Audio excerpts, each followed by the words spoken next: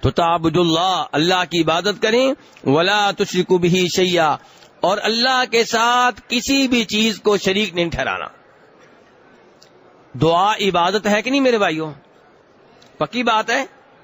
جی ہاں، نبی علیہ الصلوۃ والسلام نے فرمایا ہے، ابو داؤد، ترمذی، نسائی، ابن ماجہ کی روایات ہیں جن سے پتہ چلتا ہے کہ دعا عبادت ہے، بلکہ بہترین عبادت ہے۔ اب اگر ایک آدمی اللہ سے دعا کرنے کی بجائے قبر والے کو غیبی طاقتوں کا مالک سمجھ کر پکارتا ہے، اس سے دعائیں کرتا ہے، تو یہ شرک ہے۔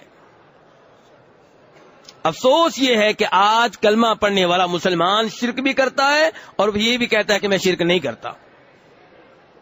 یا رسول اللہ مدد کے نعرے لگائے گا، یا علی مدد کے نعرے لگائے گا، شیخ عبدالقادر جیلانی رحمہ اللہ کو غیبی طاقتوں کا مالک سمجھ کر لاہور سے بیٹھ کر پکارے گا اور پھر بھی کہے گا میں شرک نہیں کرتا۔ جب یہ کہا جائے اللہ کو پکارو، کہے گا نہیں، اللہ ہماری نہیں سنتا، وسیلے کی ضرورت ہے، سیڑھی کی ضرورت ہے، درمیان میں کوئی واسطہ ہونا چاہیے، کوئی وسیلہ ہونا چاہیے، اللہ ڈائریکٹ ہماری نہیں سنتا۔ اور جب شیخ عبدالقادر جیلانی رحمہ اللہ کو پکارنا ہوتا ہے، جو فوت ہو چکے ہیں، زندہ نہیں ہیں، قبر کی مٹی کے نیچے ہیں، اور لاہور اور بغداد کے مابین ہزاروں میل کا فاصلہ ہے، تب لاہور سے بیٹھ کر پکارے گا۔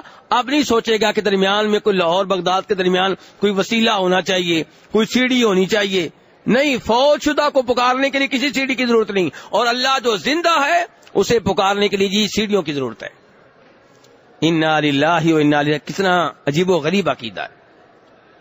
تو اس لیے میرے بھائیوں، اللہ کے ساتھ کبھی بھی کسی چیز کو شریک نہیں کرنا، نہ کسی فرشتے کو، نہ کسی نبی کو، نہ کسی جن کو، نہ کسی ولی کو، نہ کسی شہید کو، نہ کسی درخت کو، نہ کسی پتھر کو، نہ کسی گائے کو، نہ کسی بندر کو، نہ کسی مورتی کو۔ اللہ وحدہ لا شریک ہے، عبادت میں اس کے ساتھ کسی کو شریک نہیں کیا جائے گا۔